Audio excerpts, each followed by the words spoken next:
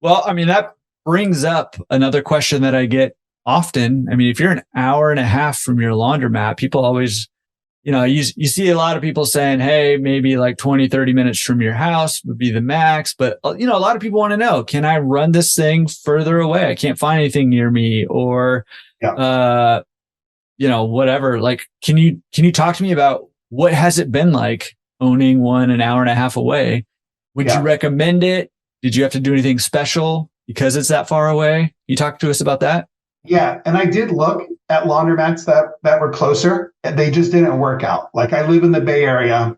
My laundromat is not in the Bay Area. It's outside of the Bay Area. Bay Area is super expensive. Like, everything was just, so overpriced at the time, still overpriced, that for the goals that I had to broaden my search. So in an ideal world, like, I looked at a laundromat that was 10 minutes away from my house. I really, really wanted to purchase that. Like, that was just about 6 months ago. Deal didn't happen. If I could avoid being an hour and a half away, I would. If I could move and live closer, I would. But I have other obligations and other reasons why I need to stay where I am currently. So I wouldn't necessarily recommend it. And I do think you have to put some things in place. It is not practical for an owner to be what I call semi-passive, right? Everybody believes, I mean, not everybody, but a lot of people believe you can get in this business and it can be a passive business. I do not believe that. Like, I never believed that. Never from day one did I think this would be a fully passive business. But I thought it could be semi-passive. I could focus on the marketing. I could focus on the financial side, the business development side, not be involved day to day. Now, when we launched, I was there day to day. I was there 4, 5, 6 days a week. I was there a lot. We needed it, and it was good, and I appreciated it. And I got to talk with customers, and I got to learn from them and hear them, ask them questions to get feedback. That was an invaluable experience. So for me to be where I am now, I had to go through that process of biting the bullet and driving all that way every day for months, where I could truly learn the business and most importantly, learn the customers and their needs, and understand if, what it was going to take for me to feel confident and comfortable to not be there. Right. Like, I remember early on, I was always pulling up the video. Like, I was always watching video. Like, now you got to force me to turn on the video. It's like only if there's a real issue do I look at that video. Right. But, I had to get comfortable there. Like, so until you're comfortable, I think it's a real challenge living so far away. The key to being able to do this is that I found someone who I hired on day one.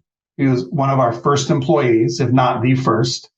And he's grown as we have grown, and he's been promoted into management. I trust him, and he's got keys to the store. When I say keys to the store, I don't mean just the front door. Like, he's got keys, right? He can get everything. And yeah, I've got procedures in place and checks and balances. That's only the smart thing to do. But I could not pull this off if I didn't have somebody who was there, who lives about 10 minutes away, who I completely trust, and who is taking care of those day-to-day issues for me.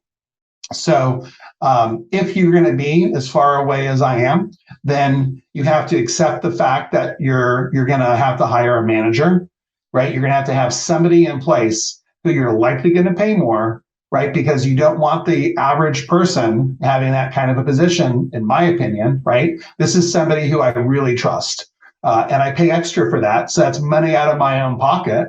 But that gives me the lifestyle that I want. So I'm willing to take less to have the freedom to be able to be an hour and a half away and not have to worry about things every single day.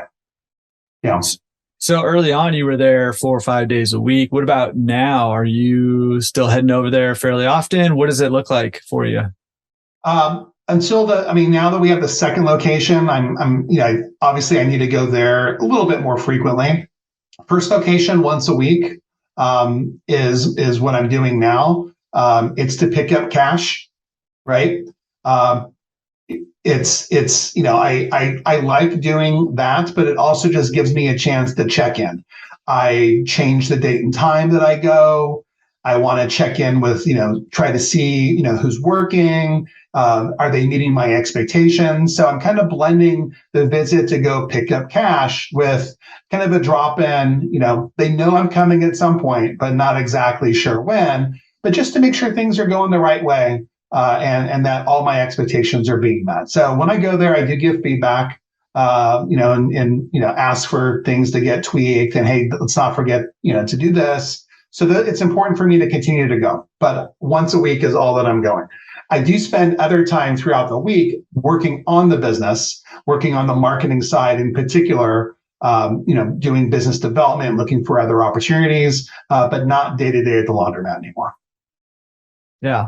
Awesome. Yeah. And I mean, I think that's, a pretty typical experience. You're going to be heavy on your involvement early on, and that will taper to like once or twice a week, usually once you get things set up. And I will just throw out there too, and maybe you've seen this, maybe you haven't yet, but sometimes it does go in waves where, so for example, if your manager decided to leave or whatever, you might have to up your involvement for a little while until you can get somebody else into that place. So it does go in waves. But generally speaking, your involvement is higher up front, and then it tapers down over time.